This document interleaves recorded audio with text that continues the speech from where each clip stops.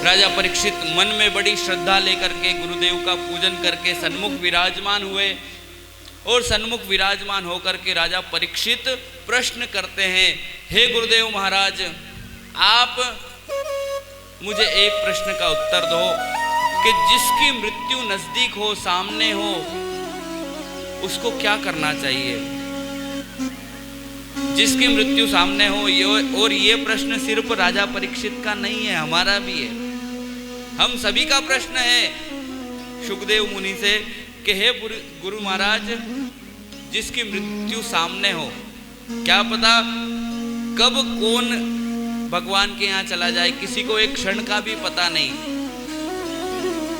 राजा परीक्षित को श्राप मिला और श्राप ऐसा मिला कि उनको आशीर्वाद है 7 दिन तक नहीं मरेगा, 7वें दिन मर सकता, 7वें दिन मरेगा तक्षक नाग के डसने से, लेकिन 7 दिन तो तू नहीं मरेगा। लेकिन हमको तो वो भी नहीं है, 1 सेकंड भर की भी हमको तो कोई गारंटी नहीं ले सकता, एक श्वास भी हम किसी से उधार नहीं ले सकते, भले ही करोड़ों रुपए अपने पास हो, एक सांस भी खरीद नहीं सकते हैं। तो राजा परीक्षित पूछ रहे हैं कि 7 दिन में जिसकी मृत्यु होने वाली हो उसको क्या करना चाहिए? म्रियमाणस्य सर्वथा। तब श्री शुकदेव जी महाराज कहते हैं कि हे राजा परीक्षित, बस इतनी सी बात, तुझे 7 दिन का समय मिला हुआ है। राजा परीक्षित, मैं अब तेरे लिए जिसकी मृत्यु नजदीक हो उसे अपने मन को एकाग्र कर लेना चाहिए। यही सबसे बड़ा भगवत प्राप्ति का सबसे सरल और सबसे छोटा उपाय है, मन को वश में कर लेना। राजा परीक्षित कहता है कि गुरुदेव, ये मन बड़ा चंचल है, ये तो एक जगह टिकता ही नहीं, इसको बिठाओ यहाँ और जाता है बाजार में, इसको बिठाओ भजन में तो ये जाता है भोजन में। मन बड़ा चंचल है, कहीं पे भी ये एक जगह ठहरता है क्या? अपन यहाँ पे बैठे हुए, लेकिन घर पे कौन आयो होगा, हमारा घर बहू ने तालो लगायो कि नहीं लगायो, कहीं घूमी फिरी तो नहीं रही है। मन बड़ा चंचल है, इसको समझाना बहुत ही कठिन है। तो राजा परीक्षित कहता है, गुरुदेव आप तो एक काम बता दो, मैं मन को वश में कर लूंगा, लेकिन मन को वश में करने के उपाय तो बताओ पहले, कैसे मन को वश में किया जाए। और मन वश में रहेगा तो निश्चित बात है कि हम भी भगवत प्राप्ति के साधन को मतलब अग्रसर होने लगेंगे, भगवत प्राप्ति हमको भी होने लगेगी यदि हमारा मन वश में रहेगा। तब श्री सुखदेव जी महाराज कहते हैं राजा परीक्षित से कि हे राजा परीक्षित, मन को वश में करना है तो 4 चीजें करना पड़ेगी। तू कहता है मन वश में नहीं है, ये मन बड़ा चंचल है, हो कैसे तेरा भजन करूं, ये मन बड़ा चंचल है, हो कैसे तेरा भजन करूं, जितना इसे समझाऊं। ये अपन जितना इसको समझाते हैं उतना मचलता है। अपन बोलते हैं कि घर में रहे, भगवान का भजन करनी, मेहमान आने वाले उनकी तैयारी करना है। अपन बोल रहे हैं कथा में बैठने, हम तो हरिद्वार घूमने जाएंगे।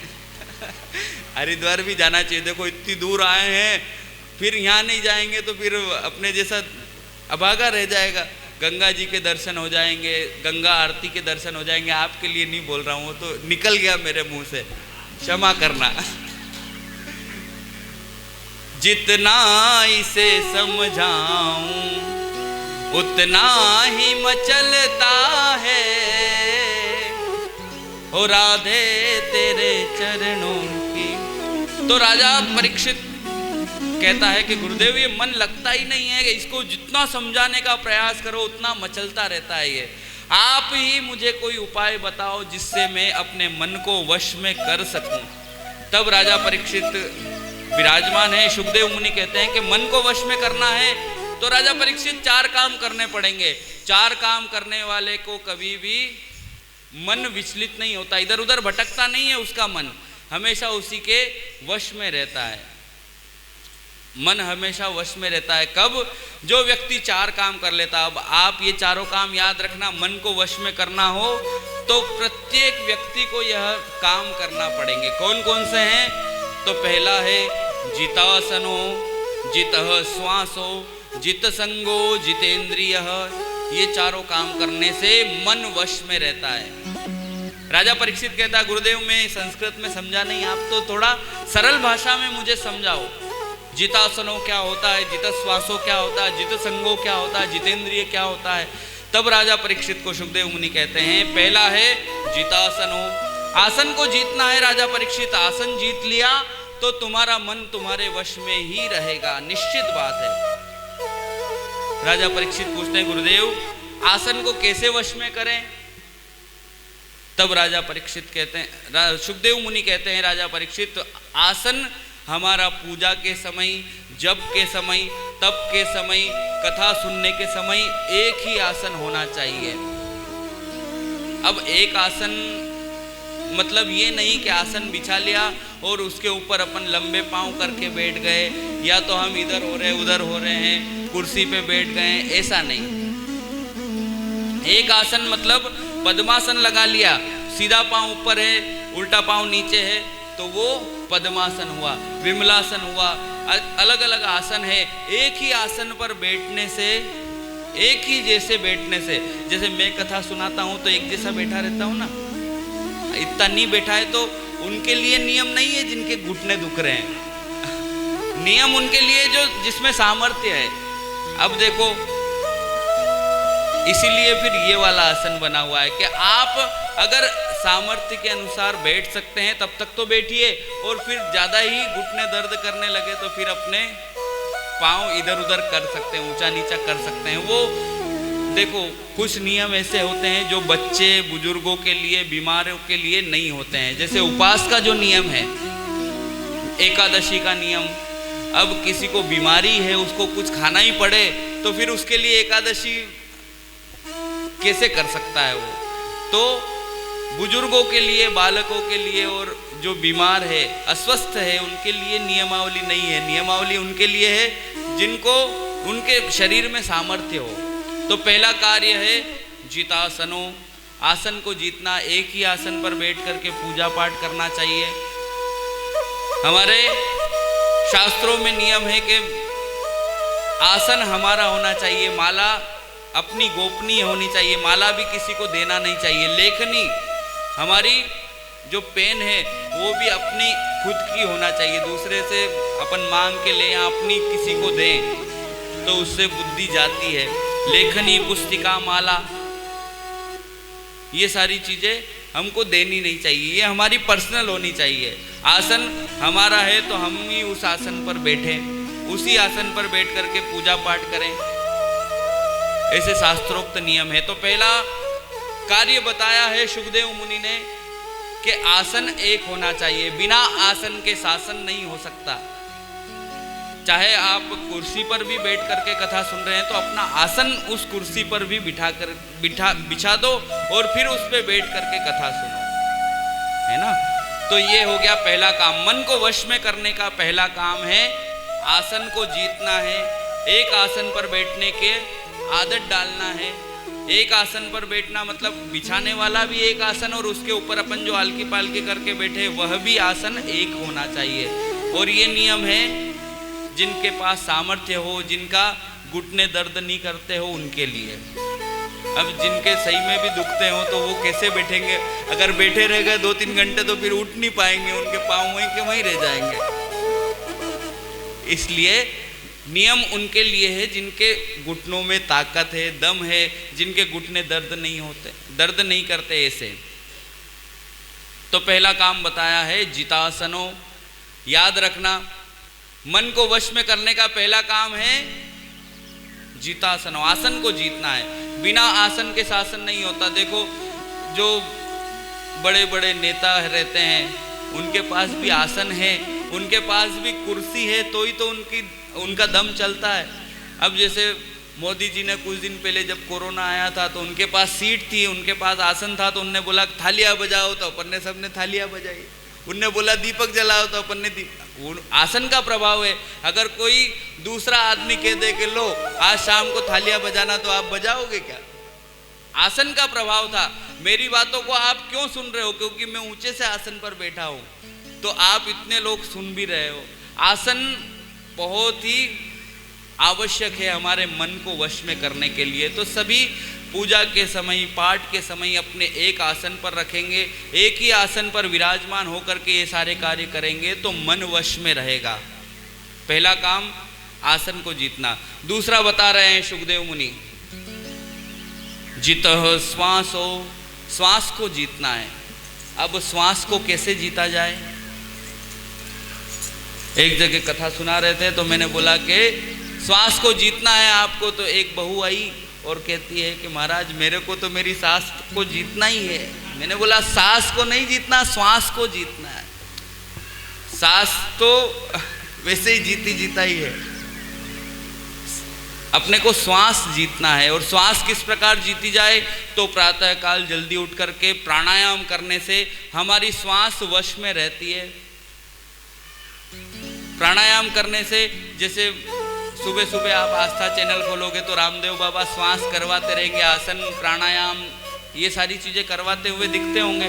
तो या तो स्वच्छ वायु ले, हम प्रातःकाल घूमने जाएं, प्रातःकाल घूमने जाएंगे तो स्वच्छ हवा हमारे शरीर में अंदर जाएगी और हमारे शरीर के विकारों को दूर करेगी, मन को वश में करेगी। या तो हम ये कर सकते हैं, या तो प्राणायाम करें घर में बैठे बैठे।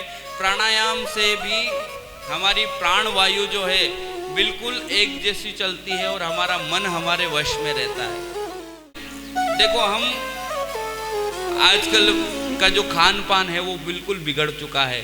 श्वास हमारी बिल्कुल भी लेवल में रहती नहीं, एक जैसी श्वास चलनी चाहिए, क्योंकि गिनती की श्वास दी हुई है उस परमात्मा ने। हम एक दिन में जो श्वास लेते हैं 20,600 बार सांस ले लेते हैं, अंदर बाहर 20,600 बार। और उसी श्वासों को यदि हम कुछ गलत खान पान कर लेते हैं या बिना प्राणायाम के सुबह सुबह जल्दी नहीं उठे, जल्दी उठने से स्वच्छ हवा मिलती है, तो वो प्राण की जो श्वास की जो गति है हमारे पूरे दिन भर हमको सुधार देती है। हमारी श्वास फिर कम ज़्यादा नहीं होती। इसलिए प्रातःकाल श्वास को वश में करने के लिए प्राणायाम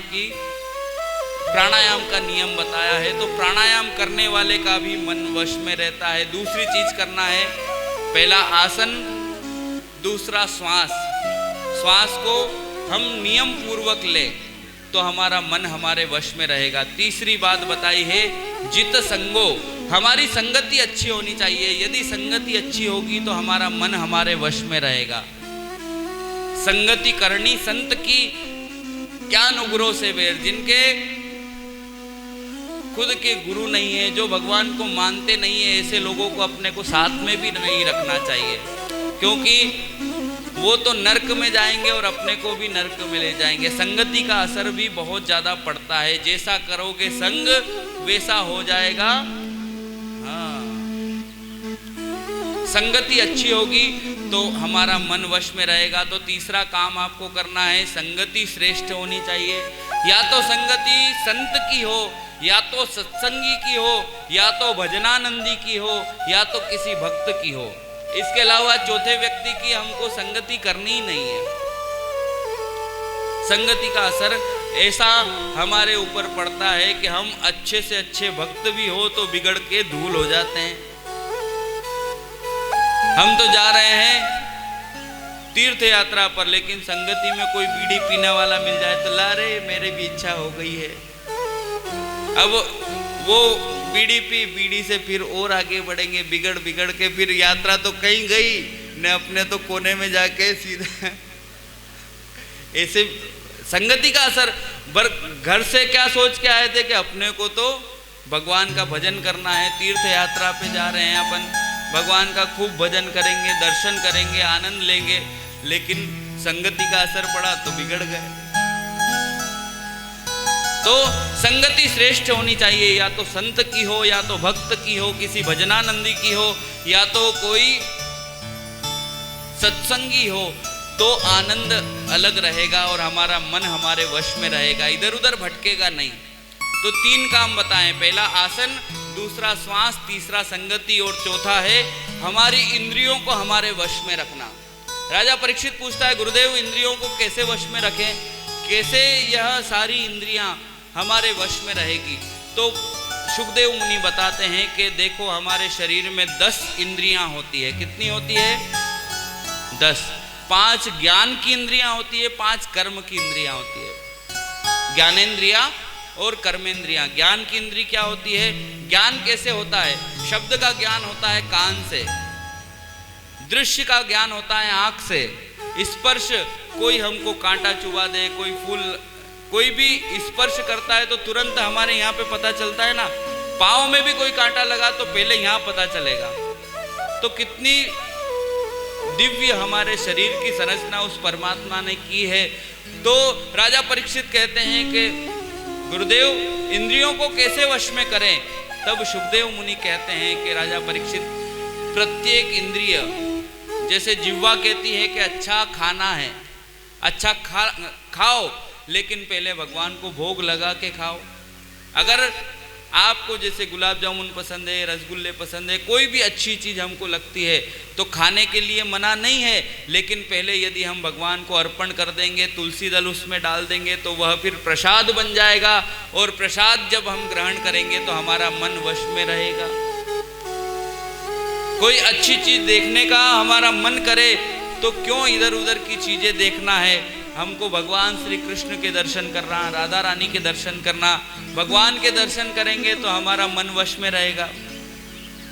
हमको कुछ चीज सुननी है तो भगवान के नाम का अमृत हमको ग्रहण करना चाहिए। भागवत कथा हम सुन रहे हैं तो हमारा मन वश में रहेगा। हस्तस्य भूषणम दानम, हमारी इंद्रियों में एक भूषण, एक इंद्रिय हाथ भी है। अब हाथ का भूषण क्या है? हाथ का अलंकार क्या है?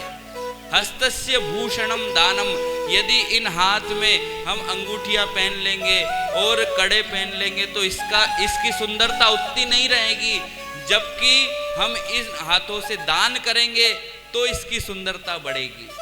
तो दान से ही हाथों की सुंदरता है। तो ये सारी इंद्रियों को भगवान के नाम से जोड़ लेना, भगवान के काम से जोड़ लेना तो हमारा मन हमारे वश में रहेगा।